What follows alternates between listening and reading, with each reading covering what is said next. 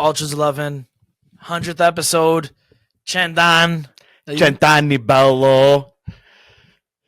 Even though that means 100 years, 100 episodes, we hit it. We made it.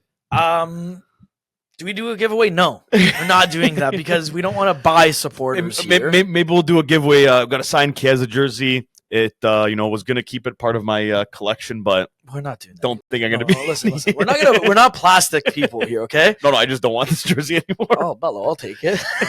Okay, we'll talk about it. I'm a fan of the sport. I'll buy it off you. Don't worry, guys. Crazy! Look who ended up winning our contest, Joe. Holy shit! He joined on his Roma account, and somehow he won. How did he win? It's funny because actually, I was talking to this guy. Like, I was at work on Friday, and some guy was telling me about a stag 2 weeks ago or something like that, right? And he was saying how, like, oh, dude, just come. The door prize is a Rolex. I'm like, Jesus Christ, a Rolex? That's fucking crazy. So then I asked him about it. I'm like, hey, yo, like, did you end up winning the Rolex? He's like, oh, I didn't put anything in because I felt like if I did win, people would suspect something because, like, I'm one of the groomsmen, right? So it looks like weird. Maybe I fixed it, whatever. I'm like, okay, well, that makes sense. He's like, but a groomsman did end up winning it. I'm like, He's like, people were pissed off, so they ended up playing a high card or something like that. They were just like the three winners drew a card to see who had the highest card. Literally, this guy pulls out a king, wins right off the bat. He's like, all right, guess it's destiny, guys. See you later. Like, that's still fixed. Something's going on here. Yeah, so if you guys see Joe end up winning it, if we put up a contest and Joe ends up winning it, there's no collusion here, guys. There's no collusion. AS Roma now won it, not Joe's. Not Joe's. I don't know who that guy is. Just a picture, what the hell? A picture of you posing with the jersey. But since we are on the top, I'm Joe's. That's Al. We're all just 11. Joe's is excited. It's our 100th episode, Joe. We got to take it in, man. Yeah. This is massive. I wasn't sick this time around. We started our first episode on a couch over here. Yeah, now my legs can't touch the ground. That looked like it was being filmed on a fucking microwave. On a casting couch. That's what you can say too. Literally. We look like weird. Joe didn't realize until episode 3 that his dangling feet was able to be seen on camera. I was so convinced that, Bello, you're going to see like my upper half, so like I'm going to wear like whatever. You know what I think it was? I think it was the episode where you went to go clip something and you realized because all you saw was your legs crossed on the couch. Like you were a pregnant woman. And you're like, man, what am I doing with my legs? I didn't know you could see once them. We started realizing like I could be seen, like my legs could be seen. Even the last episode, actually, we did. You see my knees and stuff, and I'm like, oh shit, I'm wearing shorts. They were like Lulu, so they're a little bit short. So all you see is my thighs, and I'm like, that's better than seeing your feet dangling from the ground, really bad. Or seeing either way, it's still your bad. Feet up. But anyways, we made it, man. We made it. We're here, and a part of our 100th episode, we decided we're gonna have a new segment that we're gonna try our best to maintain all year. You guys, depending what team you support, might not be happy about it, but our new segment, just like Kim K and the family, is called Keeping Up with Al and Jose. Yeah. So basically, what you're really going to be getting every week is me and Jose ranting for the first, couple minutes, opening scene of the podcast. Yeah. Going through and just ranting about what we think about Roma and Juve from the past our weekend. Our beloved teams. Yeah, pretty much. You guys didn't ask for it, but we're giving it to you. Yeah, it's our podcast. It's not yours. Like maybe you'll enjoy it because we're both idiots and it's funny, and you'll just be like, look at that fat idiot getting pissed off about Roma. Who the fuck is Roma? Yeah, like it's like that guy Mark Goldridge. No one cares that he's playing career mode on United. It's because he's stupid. Well, he's not stupid. Whatever. He's also a United fan. He's also a United fan. So says enough right there. Anyways, we're gonna start with Al though this week, not me, because I started last week. I think I'm a doomsday teller or something, so we're just gonna go to Al. Al, take it away, buddy. Okay, hold on. Before I start anything, I don't know if you just put it up in the universe, I manifest, or you just got some powers that you haven't unlocked yet. Yeah, but my God, man, the timing on that was incredible. Incredible, dude. You woke up the next day to Rossi sack. Yo, what the fuck? Still waking up. The worst part is I actually didn't even go on Twitter yet. I go through my notifications, whatever, and I see the group chat went off. I'm like, no one's up as early as this. Something had to have happened that these guys are busting balls this early. So I go, haha, fuck you, Joes. Haha, fuck Roma. Haha, fuck the Rossi told you he's a fat idiot. And I'm like, what? What's happening? Go on Twitter and I see the Rossi sacked. Cheers. So let's just go to Al. Al. Okay. So You I take just have it. to bring that because that was honestly fucking hilarious, man. So honestly, just gonna start right off by saying I honestly do not know what the issue is. I want to blame, VLAHOVIC right now. And Oh, wait, hold on. You're saying there's issues at Juve? Yes. Question mark? Yes. Why? Because we can't fucking score a goal, Joe. Defensively, we're fucking amazing. Bremer, best defender in the world. Okay. That guy's not letting nothing through. Like, defensively, I have never been more... I mean, okay, I have, trust me. With BBC, I was fucking... Someone would go on a counterattack or someone was attacking. I was like, okay, we got this most likely. Now, I'm getting that feeling back again. Our mid, Locatelli, I feel like has just been unlocked under Mota this season. Like, he's been phenomenal. And even the rest of our mids. It was just our attack. I don't know what we were missing. I genuinely can't just believe that. I know he's our striker, but I know he's going through a rough time. That it's just him and the reason why we can't fucking score because no one could score a goal right now. Mm-hmm. It's just we're getting unlucky also as well. But it's just so aggravating to watch because I've seen some of the goals he's scored and some of the things that he's done.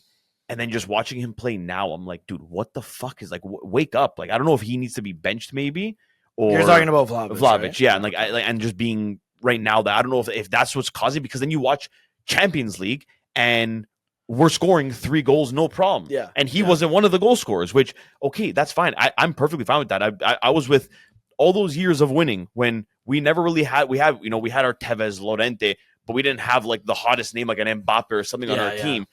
And no matter what, even if they were off, someone on that team was scoring. Mm-hmm. I don't mind that. I don't need my striker to score 20 goals a season. If everyone's contributing and we're winning games and we win the league, I'm good with that. Mm-hmm. So right now, I don't know what is, because watching that Champions League game and then watching the league game, and I get it was against Napoli. They were fucking playing for a tie, which was honestly just annoying because, like, dude, you're a top team. Play like it, Are they a top team? And they want to put themselves in that conversation. Yeah, I don't think so. Yes. But they want to, make that statement that they are a top team. And, they won the league 2 years ago, had the worst title run. Milan had the worst title run 2 years ago. And Napoli was like, hold on, hold my dick. I got this. We'll one up you. I got this. But back to Juve. I don't know if the issue is just, it's still early. It's a new coach. They're still trying to figure out and understand fully his idea and put it into play. I get it. These things take time. I totally understand. I'm I'm the first one to vouch say especially if it's a good move and he's a good coach. Give him time, because with time you will see results. You'll see improvements, and then if you don't, that's when you can react. Not right away. So I get that. I just think that I don't know if it's just the style that. It doesn't really suit VLAHOVIC, and he's being asked maybe to do too much, and that's why he's not able to score. But that's for me that's literally just our biggest problem right now, because dude, still haven't let a goal in so far in the season. In Champions League, we let the one in right at the end. Fucking pissed me off. Could have gotten a clean sheet that game too. But in the league, haven't let a goal in, haven't lost a game, but tying 3 games fucking 0-0 is not really the best thing too. Yeah. Especially when you're trying to be, a top 2 team and try to win the league. It's these aren't the results that are going to help you at the end of the year. These ones are the ones that you're going to look back and be like, fuck, if we got, 2 more points out of this game, we could have won the league. And I really think that personally, Vlaho needs to be benched. Maybe 1 or 2 games. Not saying it just sometimes players really need that for them just to kind of light a fire, literally light a fire in their ass. And you know what? I was even actually thinking about this today.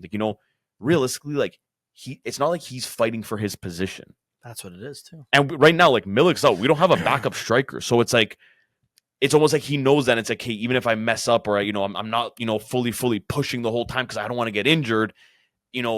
I'm okay still because I don't have there's no one behind me. Yeah. But I think, by putting him on the bench, hey, just you rest now, just take it easy. You're going to be back soon, but you gotta figure yourself out and whatever. For the meantime, even if it's, I know Mota said he can play Nico Gonzalez as like that false 9. Yeah, he can play Yildiz as that. Yildiz played as a false 9, like that, as a center forward. So I know he can play it as well. Play one of those guys in that middle position. Let Vlaho sit 1 or 2 games like in the league. And I generally think that will push him, and that is what he needs, because playing him every game and just hoping that, okay, he's going to turn around and he's going to pick up one game, I don't know. I think you need something else. I think you need to try a different approach with him and just really, like you said, light a fire under his ass, and hopefully that gets him going. Well, this also could be coming from like a biased perspective, and you'll know why, because I don't like the player too much. This is why I say it's biased, and I think he's a little bit overrated.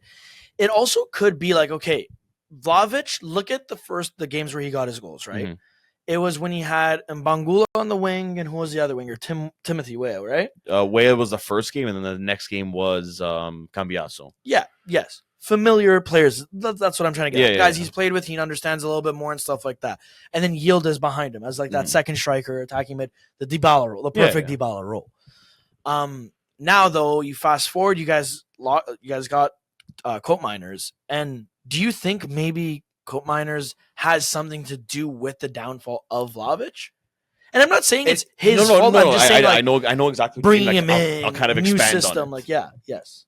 I think that it is playing it is having an effect on Vlahovic, especially because like watching the games where you see like Nico on the one side, Coop right behind Vlahovic, and then even if you still have Yildiz, okay, yeah, they know each other, but you'll see when we're moving the ball nicely, we're making some passes, and then you'll notice it obviously with the newer guys, and like they'll try to do like a link up play or try sending a guy that he thinks the guy's going to make a run, but the guy was actually faking a run and cutting back, and I think it's just not having that chemistry. And you notice that there's some plays that like Coop Miners got the ball, and I think it was Vlaho passed to him and like was faking the run, but came back to get the ball back.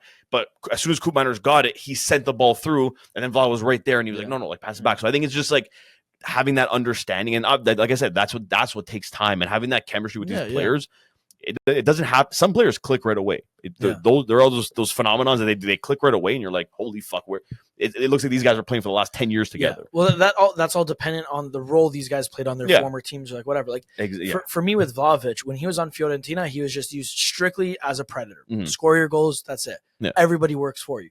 When he came to Juve, you saw those first years he struggled with like adapting, because Juve is like, let's play a team game. You gotta do more. Exactly. Like you saw with Higuain at that point, like whatever.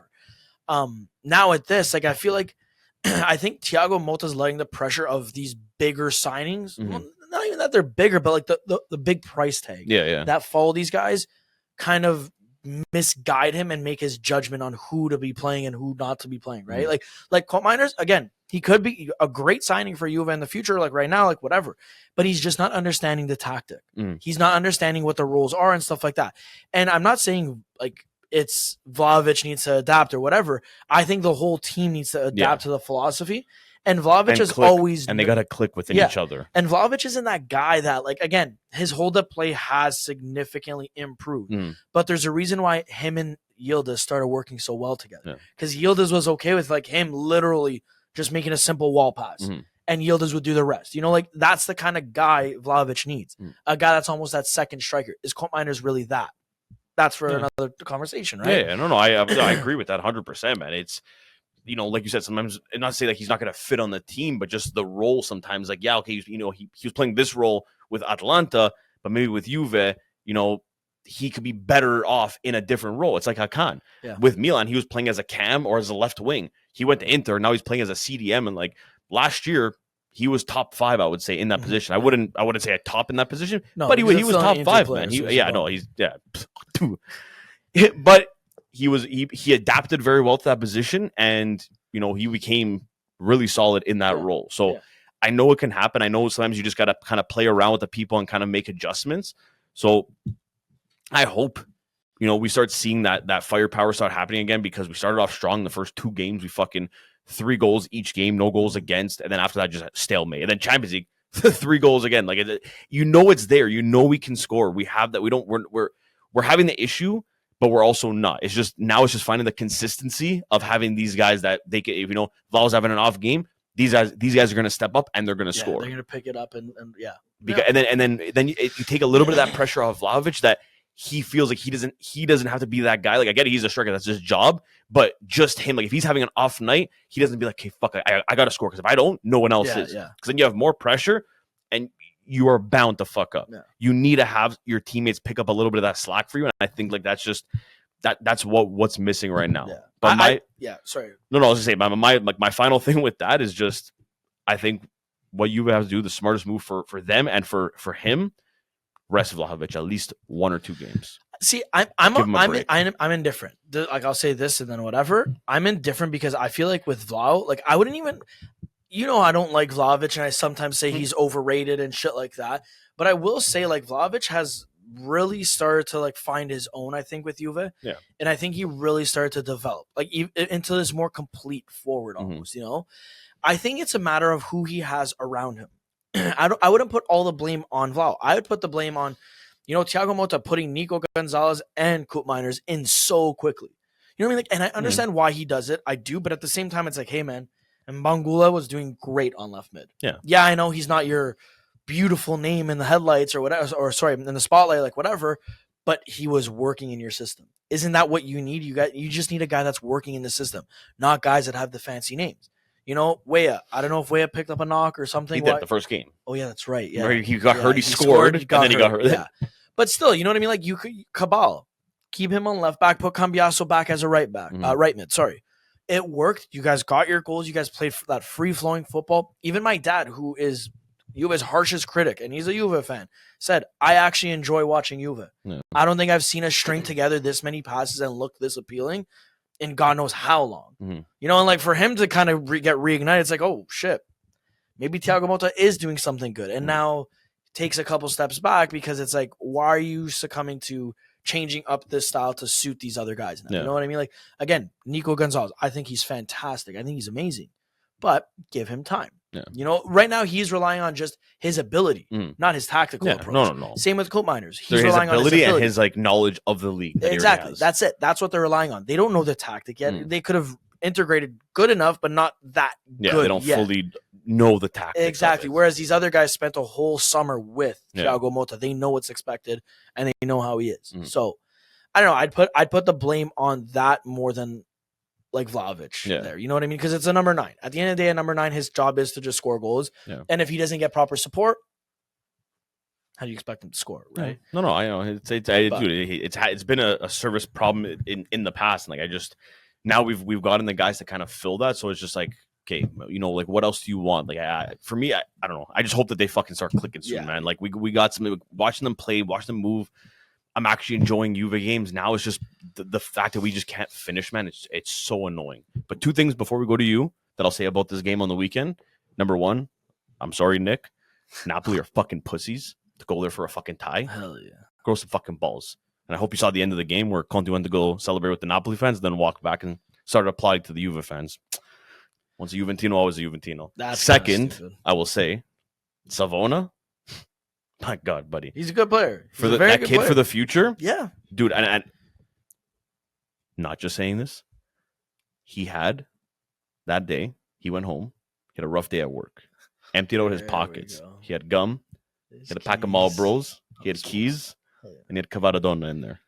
Kvaratskhelia, yeah. He shut him down. And like, okay, it might not be saying much. Maybe some people don't rate him. But you watch Serie A. The way he moves, Kvara, it's hard to fucking stick with him, and it's hard. He makes players' lives very hard on a good day, and he's constantly moving. And dude, Savona, he impressed the fuck out of me that game, man. He really, really played good and shut him down and gave him nothing.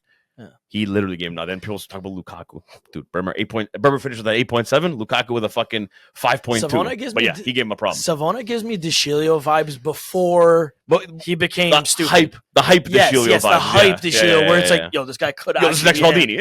Like this is the next Maldini. Those comparisons were crazy to me. But saying he was great, I'm like, DeCilio looks pretty fucking solid right now for a youngster. That was a funny time in fucking. Dude, I hated it, but I loved it because it's like, oh hell yeah, like we actually have a good defender coming up right now. Like that's fantastic to hear. And then people overhype him, and then he just poor I think he got injured, or the Allegri curse took over. Then the next accomplishment after that was him scoring a last-minute goal against Roma, the biggest goal of his career.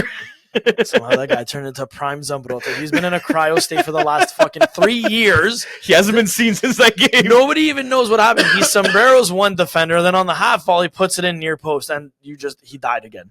I think he's on the bench where in Italy now? Like, everybody, no matter Roma fan, Juve fan, or just any other fan, was like, yo, what the fuck? Where did that Deschilio come from? And the worst part is you guys came back from what, 3 goals was it? It was 3-1, I think. Yeah, cheers. We tied it 3-3, and then he scored that one. We had them. We almost had them. Well, hey, speaking about you guys, That's a good Joe, transition, Al. Good for you. Joe, get right I into can't it. see the time, so I'm just gonna load. Get right into it. It's 21. Is it 21? Shit. 21. Okay. So Start it off, Joe. let's start off with How do you feel about Roma with my beloved Roma right now. and Di Rossi? Okay, so let me preface with this. Be careful what you say, because you might wake up tomorrow morning with some news. I knew something was in the water. Baldanzi named captain. Oh, that'd be the greatest thing. I'll give him number 10. We'll talk about that afterwards. That's my king right now. So I went on record last episode, said Pellegrini's not my captain, this, that. Like, I was very harsh on a lot of things. I'm sorry. I'll take some of it back, some of it. Cristante, fuck off still. I'm still going to maintain. You had a decent game, but But you're still shit. yeah, fuck off right now. Okay? Roma sacked De Rossi. I knew there was more to the story than just his on-field performances. Yes, okay, Roma did win 3-0 this weekend. Fantastic game. It was fun to watch for me. Whatever. I love that we won. But it was, you know what? Like it was one of those things that you knew Roma was gonna win eventually. You know what I mean? Like, it didn't knew it was coming. It didn't come to me like, oh, Ivan Juric is him. He's the best. He's the best coach we ever had. Look, he finally got us to win. No. Like, us on paper, every team we played against besides Juve, we have been way better than. Mm-hmm. It's just been bad luck. You know what I mean? Like, our last game, they tied in the 96th minute. That was just because we fell asleep. Mm. You know, it's not that we had a good team display. We didn't capitalize on all the chances we should have, and then we fell asleep for a moment. Game we lost against Empoli, same thing. These are all mental lapses we had, and it's literally something Roma does. Look at with Mourinho. De Rossi actually had more points than Mourinho the year we won Conference League at this point in the season. Nobody batted an eye, though. You know what I mean? Like, it's all perspective of things. De Rossi's was made as the scapegoat, as the guy that, like, whatever. And Totti went on record before in most this. cases. Yeah. And Totti, before all this happened, came out and even said De Rossi will be named the scapegoat. This is a signing for the fans to shut them up, but he's going to be made seem as the problem, which they tried to do. But then everything came to light about our CEO being an asshat. Lena, fuck you. She resigned, ironically enough, right after she sacked De Rossi. Like 3 days later, I think it was right before, or today maybe even, or yesterday. She handed him his papers and also handed in her papers. She literally then handed in her papers and said, ciao, I'm done. But you know what? I'm going to try to be a positive person about this all. Pellegrini, I'm saying sorry because I read, not I heard. Nobody talks to me about Roma except myself and the other 4 voices in my head. I heard him and Mancini actually went into head office saying to rescind sacking De Rossi and like went to bat for him. And you know what? For that, if that is true, you have my respect. Against Udinese, you running back all the way from fucking other team's box to stop a counterattack like that. Again, respectful. Love that. Still suck.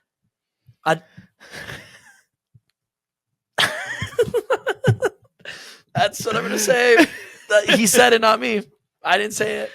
I didn't say shit. Yeah, that was somebody else. That was the other voice in my head. Baldanzi, I love you so much. When he scored, I got so excited. We could have won 1-0 and it was just Baldanzi that scored, and I would have been happier than a pig in shit. But do you think this win, like, obviously, I mean, the sacking just happened. Juric came in right now.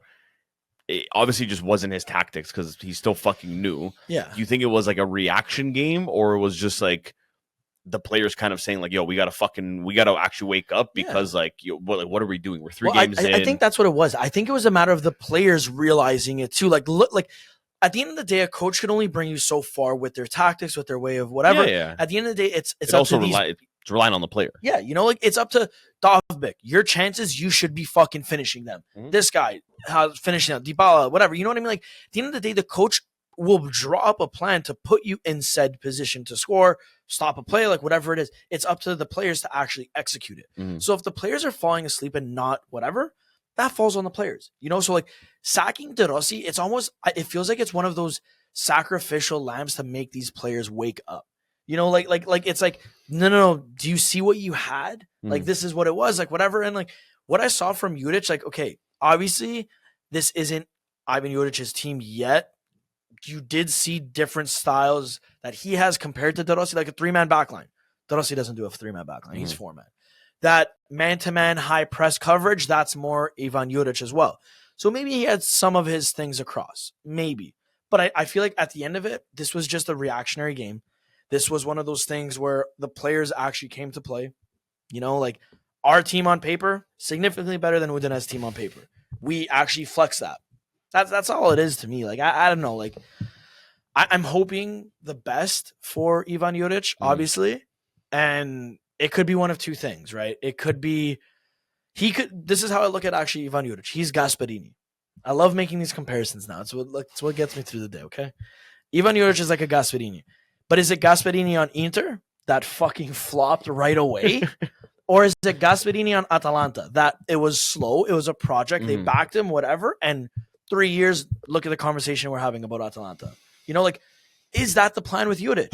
But Joe, you like looking at these couple past years, man, like look at the guys you've had, and it's like when stuff starts going bad, they want to fucking throw them overboard and start fresh. Yeah, that's what I'm saying. That was actually my question. I was gonna ask you next was, do you think if let's just say Roma go on 4 games, you know, 2 of them they lose, the other 2 they tie, and they're not playing good, like is his job gonna be in jeopardy as well? Well, see, that's the thing, right? Like you look at who we've had in the past. We had Spalletti.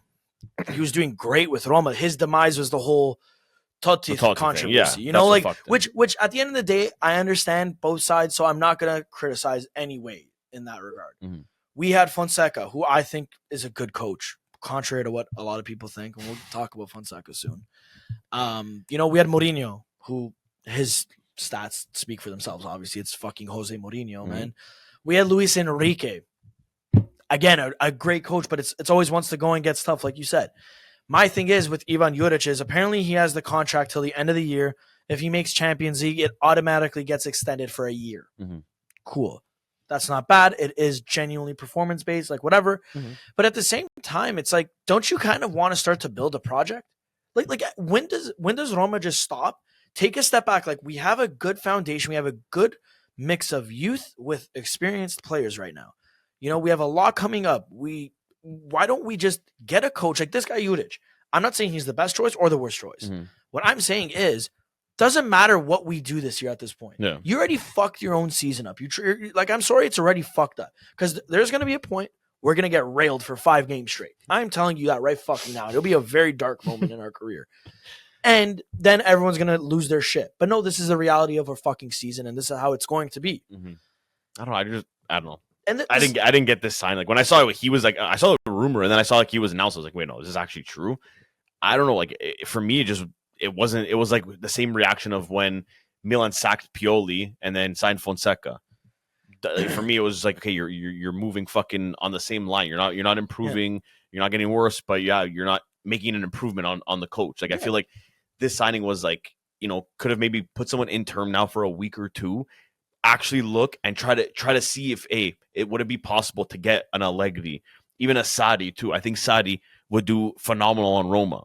Having that team where he's not having, you know, too many superstars where they're gonna kind of start shit with him, like with Juve, that was way too much for him. Like he needs guys that he can control. He can say, you're doing this, or if you're not, I'm gonna fucking grab this cigarette butt and I'm gonna burn holes in your skin. And he can hack butts at the stadium. And he can hack butts at the stadium. Does it. Yeah.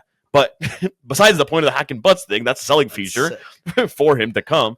But like, why not look at one of those options? No, know, Sarri, he's not just like Judic, who what the fuck has he done other than just keep teams mid-table? Yeah. He doesn't, you know, make them a threat. He doesn't, you know, make major drastic improvements to the team. He just middle level coach, mid-table coach that he can just keep the team there and safely keep them there and not worry about relegation. Well, that's what I mean. So like I don't know. It like, are they going the Gasperini route? That's what I'm thinking. Like in my head, If they are, why? Like, I don't know, not the right coach. But that's the thing. Was Gasperini ever the right coach? Think about this now. He was always on mid-table teams. His 2 stints on bigger teams failed miserably. Mm-hmm. Then look at him at Atalanta. He resurrected them and brought them from their ruins, and now look at them. You know, like, is that one of the things? Like, obviously, I don't think it is, because if you genuinely believed in Ivan Juric that much, you would have already given him a 3-year contract type of thing. Yeah, 100%. Maybe this is also Roma trying to cover their ends, like, hey, we're not going to lock in unless you're good enough type of thing, which, again, understandable. But it's like, what is Roma's identity? Yeah. We don't have an identity. How do you expect to find a coach if you don't have your identity? I would have liked Dortmund's old coach, that guy Terzic. Yeah. I think that would have been really fun, because we have a lot of youngsters. He's good with the youngsters. You know, I'm like, when I saw we were linked with him, I'm like, that'd be cool. He plays an attractive style. Mm-hmm. We got Mats Hummels as well. Might as well take advantage of that. Like, fuck. And we end up with Juric. And I don't know how to feel. I'm trying to be optimistic because it's my team and I like Roma, unfortunately. But I don't know, man. Call me a negative Nancy over here. It's something's gonna happen. There's gonna be that fucking, what's it called? Where that optical illusion where we look like we're on the right path. Yeah. And sacking De Rossi is the fucking thing. Like, you know, it's good. We're gonna have that. Mm-hmm. That's on the horizon. I could already sense it. We shellacked fucking Udine 3-0. Never looked like we were actually misplacing anything. We play Atletico Bilbao this Thursday. I'm not saying we're going to win, but we'll play a great game that maybe we win, maybe we tie, whatever it is, but we'll make up an excuse as to why if we drop points. Bilbao's a decent side. Like, you know, like there's going to be that whole narrative.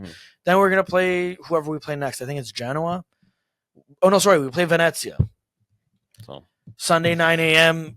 We rail them. 5-0. Oh, we're back. You know what I mean? Like, there's going to be this illusion that we're back. Yeah. And No, I will probably feel it that. too. But I already know. Be an illusion. There's only one way down from the top. It's a hard fall. Buddy. And it's a hard fall. And we're not that team that it's like a gradual fall. It's it's like straight down. Down to the bottom dead. Yeah, but, I don't know. For me, I don't think he was just the right move for you guys. Whether, you know, to sack De Rossi, that's a whole nother thing. If he was the right man, if it was, you know, the right call to do it now or hold on to him. But yeah, okay, they made that move. They knew that's what they wanted to do. I just think that who they brought in was just rushed. Yeah. And to your De Rossi comment about like him, if he's the right man, that's the thing. Like, obviously my nostalgia takes over where it's at. Like, I'll look at you and say, no, De Rossi is the right man. Yeah. I fucking love him. Yeah. But obviously, like, to a certain extent, though, that is the case. We've talked about it when this season started on like a couple episodes ago, and I was even saying to you, yo, like if they don't figure it out soon, like watching Roma play, you guys look like you guys are doing this sit back thing and try to make the people come to you. But if they're not coming, you guys are just chilling and like you're not really an attacking threat. And I said, I'm like, yo, he's got to figure something out because like it's just not going to work all season. Like they got to have some sort of game plan. It's not going to be just all on fucking Grinta and you'll get out there and fucking fight for Roma. Yeah. You got to have some tactics. Well, that's the thing too, right? Like De Rossi, obviously, with that name alone garnishes a lot of respect amongst the fan base and everything like that. And all the players. All the players. But this is the thing, right? Maybe you look at De Rossi like as a peer, not so much as a senior, you know what I mean? Like, or an authoritative figure, because De Rossi's very personable in a sense, like with the players. Like Zalewski, he went to bat for Zalewski right away when the whole fucking contract thing happened. Like, he was the first one there going to bat for him. With Pellegrini, when he gets his booze, he goes to the bat for him. You know, so maybe these guys obviously love and respect De Rossi, but it was one of those things like they didn't take him and his tactics serious enough. Yeah. And it was almost like, oh, my best friend. You know, it's like me as a manager sometimes. Like when I'm at work. Some people, like, obviously I joke around with everyone, but when I try to get serious, people won't listen to me because I'm that class clown type of thing. And maybe that's the same with De Rossi. To a certain extent, he has the respect and everything, but it's like they don't take him seriously enough to actually do what he wants to be done. You know, so I don't know. Was he the right man, like you said? I don't know. He maybe was rushed into having a huge extension of 3 years. Maybe you should have done a year-by-year thing. But in saying that, it's like That probably would have been the smarter. Yeah, move. like it just doesn't make sense to me why you would sack a guy after you just extend him for 3 years. A, you should have been sure. B, you should have maybe did contingency plans like, hey, if you're not at this point or whatever, then yeah. But this is just, I don't know. It was just absurd. They're stupid. That's showing that like they really didn't have a plan and we're just kind That's of the immaturity hoping for the of best. Roma. Yeah. They were They signed them on a long term. Show hey, we're committed. We have a plan with him. He's gonna stay here, and then fucking 4 games in, you sack the guy. Yeah. I get it. Okay, yeah, the results weren't there, but I thought you had a project with him. I thought you had a long term plan that you clearly not. Yeah. Clearly, it was all a crock of shit. It was all literally. It's what Totti said. I mean, hey, what's the time? 35. Sorry, guys. My glasses aren't strong enough like they used to be, where I would just look, I see it, I don't have to ask. It's okay. This is for purposes you will never understand because you're an amateur. Yeah. I'm not an amateur, neither is Al. Anyways, speaking of amateur hour, though, fuck Roma. We're not trying to put everybody to sleep here. We're trying to have some good conversations. Fonsexy, Milan. I thought you were bringing up Fonsexy with Roma again. I was like, no, I just said enough about the Roma. Fonsexy and Milan, man. But Fonsexy was sexy with Roma. No, he's just Fonseca. I'm telling you, he's going through the eras, the Roman eras. We're calling them. Man. He is. He had the beard where he looks like he just got into heroin and crack, and he's fed up with the whole organization. Soon he's gonna wear his newspaper boy hat. That's when you know it's game over. Just for them? No. Give him the league. Give him the league. I've had this outstanding love for Fonseca because of what a professional he is. And I think he adapts to tactics. He adapts to things. He's a gentleman, He says stuff how it is. Him benching Leao, I still remember everybody knows Leao could be the best player in the world, right? But Fonseca went on a limb, bench Leao, bench Theo Hernandez because they're prima donnas that are not playing to their potential. And I will stand by that still to this fucking day. Those two could be so much better than they actually are. So Fonseca benches them. Everybody loses their mind. Now they're playing again and people are starting to say the same thing again about Leao and Theo Hernandez. Do you get what did he accomplish there? What he's accomplishing here is trying to lay down the law that nobody's position is safe. Well, not only his. He's on thin ice. I'll say, dude, he almost got sacked before the game. But there's something to say about a guy that has that kind of courage, man. Come on. Yeah, you're star boys, you're your franchise player. No, that's not a power trip. You're not adapting. You're not playing to your potential. It's like you just said about VLAHOVIC, though, right? Maybe he needs to be sat down to light a fire under his ass. Yeah. Leao was sat down. What did he do that Champions League? Yeah, but the way he went about it. Oh yeah, I'm gonna sit down because they got the potential. No, dude, like you're not fucking anything. You're not you're not a good coach. You weren't a good player. Who the fuck you think you are? How do you know what a player he was like? What? Because I've never heard of him in my life, so he definitely wasn't a good player. So hey, maybe he didn't play. The weird fucking career choice. You never played soccer in your life, and you're gonna become a coach. Well, look at fucking Mourinho. Mourinho played like 4th division soccer, but he still played. He still played. Whatever. Anyways, still played. Let's go back. We're just gonna shit of a coach Fonseca's. No, okay. Al, would you sack Fonseca or not if you're Milan? Yes. What the how? I wouldn't have signed him in the first place. Okay, but you signed him. We're speaking reality right now. We're speaking reality right now, okay? He signed. Yes, it's not what I would have done this. No, okay. He signed. Okay. Do you sack him or do you keep him? Sack him. Why? Because he is not a good coach. Okay. Watching take away the Inter game, watching every game of Milan so far this season, including the Champions League, they looked absolutely horrible. Whatever the tactics that he's trying to install in them, forget about them, erase them because they are not good. They don't look threatening. Literally that game yesterday, and not take anything away from Milan because they did look phenomenal. That was almost like an Italy in the Euro 2020. There was a lot of individual moments that helped them in that game, and a lot of that's why Inter fucking hurts my head, and I fucking hate them so much. How can you you look so good against City, par to par with fucking City, on par with them, and then on Milan you look like literally Venezia. Fuck off, dude. Honestly, that's why that game yesterday, like I get it, man. Like the derby, dude, I fucking love derbies. Like I love the shit talking after, even though we didn't have. I had to start the shit talking in our that group. was embarrassing. I had to start the shit talking. Can we actually explain that right now? Yes. Let's explain that. Yes. So basically, we have a group chat. Man. As we've previously mentioned before, we have a group chat with all the guys, right? So we all have our teams. You know, there's a couple Milan fans, a couple Inter fans, a couple Juve fans, one Roma fan, one Juve fan, one Roma fan. Debatable Juve fan though. We found out. I found out today. So soon. We have a Chelsea fan in Ro. Which Ro, I'm hoping we could convince him to be on the podcast next week because Chelsea's doing great. Ro, I hope you listen to this because you told me to plug you. Ro, if you come, we'll bring Mudryk on the episode too. We could have two Ukrainian has-beens. I'm gonna bring Dovbyk then. Oh, I thought you were calling Ro a Ukrainian has-been. I was gonna bring Dovbyk on. So I was like, wait, why Ro and thing are you? Mudryk and Dovbyk. We're gonna talk to both of them. But anyways, so we have this group chat, right? When our teams play against each other, like, okay, Roma Juve, obviously it's a rivalry, but I'm a realistic person. I know Juve always should be dominating Roma type of thing. Like, but like, if we win, will I ever chirp? Yeah, I'll 100%. Chirp just to like vibe. But deservingly so. Like, it's not often that it happens that Roma beats Juve. When Roma does beat Juve, you'll chirp and it's a fair game because I mean I chirp when we win. It's a part of the game. Yeah, like don't get me wrong. Like if Roma plays Milan or Inter, like will I chirp? Okay, Inter for sure. We never beat 100%. Inter though anymore, so it's been a while. If there was a Lazio fan in our friend group, oh buddy, they'd be toasted. Every fucking time we play them, I would literally send them like dick pics. I'd send them shit in a bag. Like I would fucking kill them. You know, like, and I'd be here for it. We have Milan fans, we have Inter fans. You know what they said at the end of the fucking game? Good game, guys. Tough match. Yeah. We got a long season ahead of us, boys. Could have gone either way. What the fuck? At least it was a good game.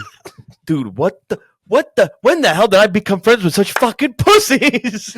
So, dude, Al today, we're like, holy. Ro and Al were trying to get it going. So Ro said, like, what kind of shit is this? Like, somebody kills somebody. Then Al comes in and he's like, Milan fans are fucking pussies. And Inter, like, I don't even remember what you said about Inter. I literally said Milan fans are such pussies. And then I started going into Inter. And then Per took that as I was chirping Milan. Yeah. Per just started going off on you. I was like, oh, guy, whoa, we're on the same team here. I started sending pictures of Milan like celebrating them covering the flag, just going in on Inter. Per still aiming at me. I'm like, my guy, you beat Inter? Didn't say nothing to Sano or Zaghi. We didn't even play it, and you're chirping me. Yeah. So Al had to start that shit talking. Yeah. It was hilarious. We will never leak what happens fully in the group chat, so whatever, regardless of that. That will never be leaked. Yeah, Inter Milan. You said you were going to side. Where do we even leave off? We were talking about Fonseca, and I started talking about just how much Inter pissed me off because how they fucking suck. Oh, yeah. City, how they play so good, and they play that bad. So going back to that. Yes, Milan played good. With Gabbia. I like him. He played good defensively. He played very good defensively. Really second half, he woke up and he was just fucking. He was him. He was a demon, dude. He was fucking playing really good, and I'll give it to him. But my fucking God, man, like Inter they looked god awful. Mm. They looked like it wasn't a derby. Like it was just like, oh, whatever. Hey, whatever. This game's a wash anyways. Like who gives a fuck? Like, dude, this is a fucking derby. Like I want to see fucking that time like when Dumfries and Theo were like going at it, when fucking Ibra and Lukaku were going at it, and like you're seeing that this it was none of that yesterday, and I feel like it was just like now Milan fans and Milan that in general is like on a high. And I feel like it's gonna hit them where his shit play style is gonna come out again. They're gonna get exposed, and then everyone's gonna like, dude. Dude, on Twitter, you know what I was reading today on Twitter? Oh, Fonseca, our king! Oh my God, look how happy he is celebrating! Oh, we were so wrong about you. 24 hours ago, you guys were talking about having his fucking head, saying how bad of a coach he is. Milan fans were chirping him. Dude, praise him, dude. Listen, I'm the first to agree. Milan fans don't deserve anything good, and I'll explain why. When you guys stole my beloved Tam Tam over there, my cute little prince, I was mad about it because I see the world in Tammy. He's a team fucking player, man. You saw what he was capable. Yeah, of. like I'm not saying he's a world beater. He's but fucking this guy. Whatever. You made a good point today, man. That when it's a big game, the guy shows up. He's He's there, and he may not get the goals all the time or whatever it is, but he's a team player. He will work his fucking ass off. He will be everywhere. He's a team player. He's the embodiment of a player I'd want on my team for that reason. And when Milan signed him, I think every Milan fan I know chirp that acquisition. Yeah. Oh, look, we're getting a bum, but at least we're losing salamanders. Fuck that guy too, blah, blah, blah. Everyone's chirping him. Now, all I'm seeing on Instagram, all I'm seeing on Twitter is them posting praising what a fucking signing Tammy is. Oh my God, we Milan. stole him from Roma. Yeah, we stole him from Roma. It's like, yo, like us Roma fans, we know what you did. Yeah. We know how talented he is. You guys were the ungrateful sack of shits with Fonseca. Listen, I've said it from the beginning. It's going to take time. It's going to take time. One thing Fonseca's great at is adapting to his players and adapting to everything. So obviously it didn't start off as great as Fonseca wanted. Adapting to his players, but then he benches them because they're not adapting to him. Well, because Leao is a piece of shit. I'm sorry. Leao's a piece of shit. You bench him or you don't bench him. No, I would bench him. He's going to be who he is. That's how he's going to play. If Fonseca was the guy that I truly believe he is, he would actually keep Leao on the bench. And that's your dad said it best. Milan should have taken 120 million and ran with that. They should have taken, because even 50 mil is deemed robbery. Because I'm sorry, Leao could be the best player in the world. He's like 6'2", he's fast, he's so elegant with the ball at his feet, he has a good shot, he's could be so good. But what does he decide to do? Nothing. Walk around and surf and fucking post lyrics or whatever with Moise Keane. Like, grow up, full-time man. rapper. Yeah, like part-time footballer. Grow the fuck up and hit your potential. You're pissing everybody off now at this point. Yeah, but that's just the type of player. I think I'm getting more heated for Milan than I did with Roma. Fuck, but that's the type of player he is, man. And no matter what coach is there, it's either if you have him on your team, you either just go with it and you don't know what to expect with him, or you sell him and you bring somebody else in. But clearly, the selling, they went through three windows since they won. That every year it's like they're getting decent. This window maybe not so much, but the last two getting decent offers, and they're like, no, we're keeping him. He's ours. Knowing that he's lazy and all of that, and getting good money for him, they decided to keep him. That's on them. No, of course. You can't expect him now to fucking change the way he's been for the last fucking 9 years by benching him. I will not stand for the Fonseca slander. Joel, Fonseca and Roma, love him. Perfect fit, I think, for you guys. Hell yeah. For Milan, bring it back. Dog ass. You know what? Yeah. You know what? Dog ass. Milan, he sucks. Fire him. Yeah. Call Dan Friedkin. Swap deal. I'll swap. 10 out of 10. I'll take Fonseca back. You guys they think you would itch? I'll do it. Don't even fucking question it. Okay. I have the utmost patience for that. So you heard it here first. Tomorrow morning, yeah, we're gonna get news that Roma and Milan are working on a swap deal. Fonseca for you. No, the worst part is we're not actually gonna give them our code. Well, we're gonna give them the right back we signed from Saudi Arabia somehow. Alhamdulillah Hamid is gonna go over to Milan, and we're gonna. He shows up in the first day. Who are you? I'm the coach. But let's end the podcast off with talking about one more team, an equal hatred. Who? Inter. Oh, or do you want to do Champions League? Inter, Champions League, man. What do you want to do? I mean, we have roughly 10 minutes left. Floor about Inter. I'm gonna just go in on them because they fucking suck. Hell yeah, this is hate speech right now, baby. I mean, whoa. I don't know if I could say hate speech. Sorry, I don't mean it like that. We should have recapped our weekend today, guys. Okay, Shane Gillis. Yeah. Hold on, let me touch upon this. My dad being a pedophile thing. He wasn't a pedophile. Whoa. Well, yeah, we watched Shane Gillis. You guys didn't know we watched Shane Gillis this weekend. He's fucking funny. If you guys, wherever you guys are from, he's coming to your city soon. Yeah, 100%. I will recommend to go watch him.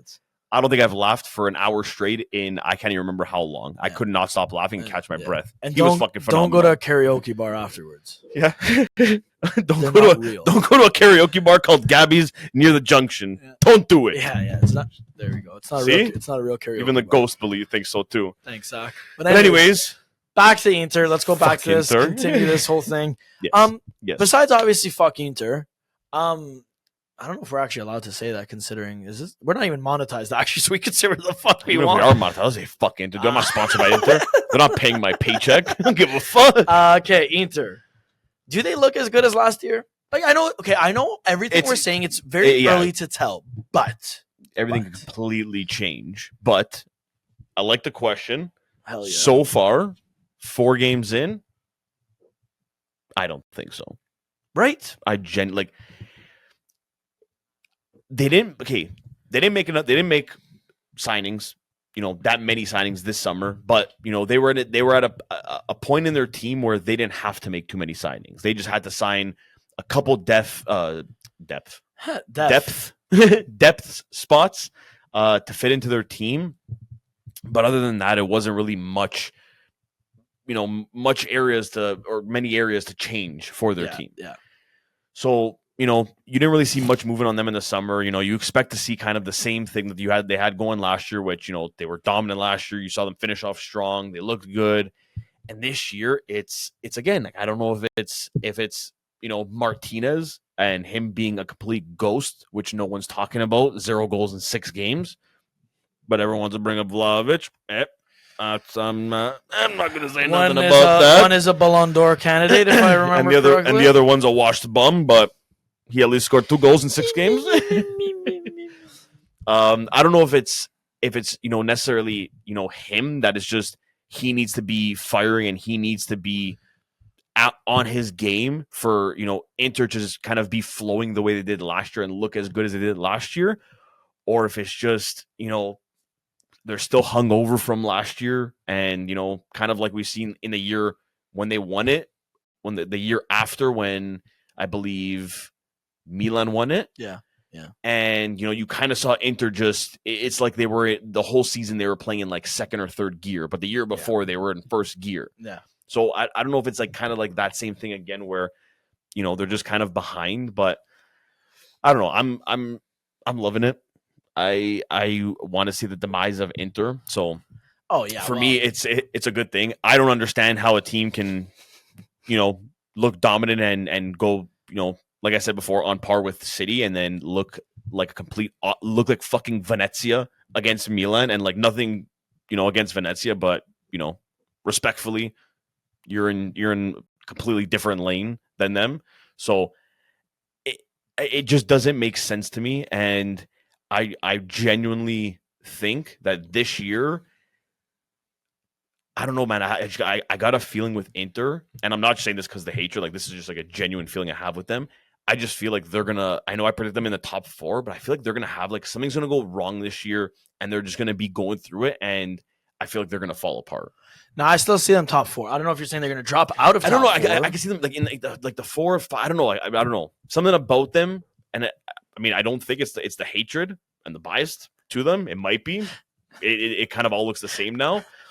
But I don't know. There's something about them that I don't see them being as threatening. But then also, like, in the league too, everybody looks kind of fucking shit. So nobody other than Juve, like, nobody really looks like dominant enough. Like, no. Like at first it was Juve, in my opinion. That looked like that team, because like the first 2 games, they're playing 3 games, they're playing bad good. teams, but they're dominating these bad teams, right? Which we were never able to do in the past. Exactly. With Inter, I don't know, man. Like, it could be that hangover, like you said, like especially for like a guy like Lautaro Martinez. And one thing I'll give Lautaro Martinez is his ability to remain consistent and his ability to always be like that guy, carry the team, really honor that captain's band and like stuff like that, right? When the season started, he was kind of like whatever. Tudam stepped up to the plate. Mm-hmm. And Tudam was always a consistent player. Like, even last year's success, like, he was always a consistent player. But he definitely needs somebody to work with. Mm-hmm. And you're seeing that a lot this year. If he doesn't have somebody to work with, he's not the dominant guy he once was. No, you know what I mean? And like, that's the thing. I think if they're able to awaken Lautaro Martinez again, this conversation would be going a whole lot differently. Mm. But it's like you said, though, is this their hangover year, just like 2 years ago or whatever, right? Like, and I agree. I think this could potentially be their hangover year with more than just like Lautaro Martinez. I think Lautaro Martinez, he's a professional. He'll eventually find his feet again. But even the midfield just doesn't seem to be clicking like they once did. Yeah. Like, maybe it's time for Mkhitaryan to genuinely sit the fuck down and look at the field again. But that's the thing. It's like, it's also like, hey, yeah, Inter has this thing that they built. They could be like a dominant team, but the difference between what Inter's doing now and this thing that they're building compared to Juve when they started off that, and I mean, like, I wouldn't even say the first 3 years, because the first 3 years it was still a lot of like the league wasn't at its best, and they just had Conte, and Conte was basically just fucking pushing these guys to win. Yeah. Once we got like a Leggy around like that time with the players we had, everybody was at that age where they still had at least another solid 5 years of like their prime in them. Yes. With a lot of Inter right now, you're seeing like Mkhitaryan. He was a massive part for Inter last year. Yeah. He's getting older now, and you already started seeing it at the end, like near the end. He started off strong, and then near the end, you kind of saw him kind of start slowly going away. And you're seeing it this year too. He doesn't look that dominant anymore.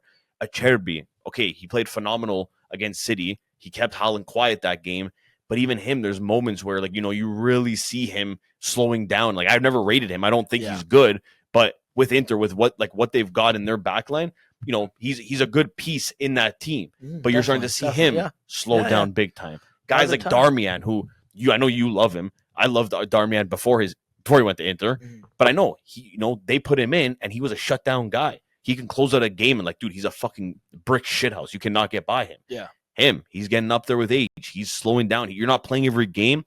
It has an effect on you. Your body's going to start slowing down, and you're starting to see with a lot of these guys they have on their team, and I feel like that is what's going to kind of break them. You know what I mean? This season.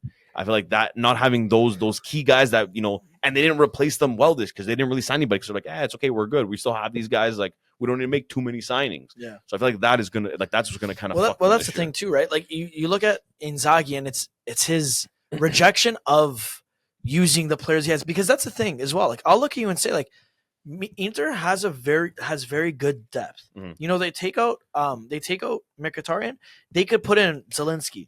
Still, I think he's 30 years old now. Yeah, he's 29, 30. Yeah, on the older side, but has at least 3 years in him, whereas Mkhitaryan's significantly older, right? They have Fratesi. They have Buchanan on defense, Bisek. Like, there's guys that they don't need to be playing, but it's Inzaghi's reluctant. Go ahead. You got it. Inzaghi's ability. I'm going to change the word because I keep on struggling with reluctant. I just said reluctant. There we go. Anyways, his inability, disability, whatever. I don't even know what I'm saying, but it's his problem that he doesn't want to change anything up, and he's very reluctant to start these youngsters. Not even youngsters, these other guys. Like they could easily go that 3-man backline still, go Pavard, Bisek, Bastoni. That sounds just as good. But instead, what does he do? Bastoni, Acerbi, this guy. Acerbi, Darmian, whatever. Like it's weird to me. Yeah, because he likes that good old reliable. He doesn't have to, worry if the guy's going to be able to play that game or, play that role the way this other guy did. He wants to play it safe, have the guys that are experienced that he's had in the team, make those guys play. Yeah, and that's because and he's scared because, you put in these new guys, they're going to take some time to adapt. You start dropping points. That's what's going to make the difference at the end of the title race. And now that they've won, trust me, they're not going to want to lose now. They're not going to want to lose this year. And especially, like, let's say it's a Juve Inter, title race. They're not going to be the ones, they don't want to drop it and lose to fucking Juve. Yeah. Yeah, exactly. But on that note, I think we're done. Because somebody coming downstairs. Fuck Inter. Speaking it's our Milan friend pair that wouldn't talk shit to any Inter player and any Inter fans. Yeah, we just said fuck Inter and he emerged. We're the best fucking club in Serie A. We're fucking huge. As he carries a McDonald's thing, Philly Eagles hoodie. Hell yeah, baby. Oh, Pear's ready. I don't know where he's going. Pear's got a fire under his ass. But I love this energy. But on that note, yeah, we're gonna end things off there. Pear just kind of came in and off the show right there, man. Hey, Milan's back. Milan's massive. Yep. Fuck Inter. I think we're all on the same page of that. Yep. Hell yeah. If you guys haven't already, don't forget to follow us on TikTok, Twitter, and Instagram at UltrasXI. Don't forget to subscribe to our YouTube, and we will see you next week. Ciao, ciao. See you later.